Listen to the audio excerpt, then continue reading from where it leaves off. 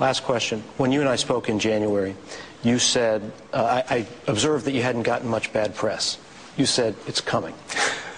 Media critics would say, not only has it not come, but that you've gotten such favorable press, either because of bias or because you're good box office, that it's hurting the country because you're not being sufficiently held accountable for your policies. Assess that.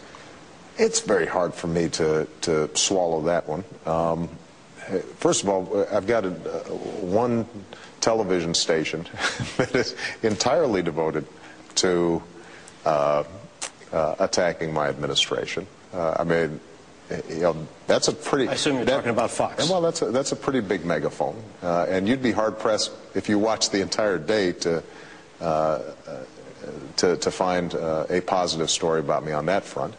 I think that ultimately my responsibility is to provide the best possible decision-making on behalf of the American people at a time where we've got a lot of big problems.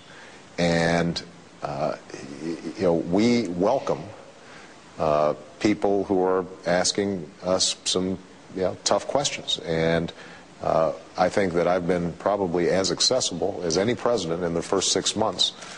Press conferences, taking questions from reporters, being held accountable, being transparent about what it is that we're trying to do. I think that actually the reason that people have been generally positive about what we've tried to do is they feel as if I'm available and willing to answer questions, and we haven't been trying to hide the ball. I do think that you know, we can't be complacent, and that as long as we've got these tough problems in place, that not only journalists but the American people are going to keep on asking, you know, whether or not we're delivering. And they understand it's not going to take us just a few months to get out of the hole that we're in, but you know, I suspect that as time goes on, with high unemployment, with the economy still slow, that you know, people are going to be continuing to expect results, and I welcome that. That's why I took the job.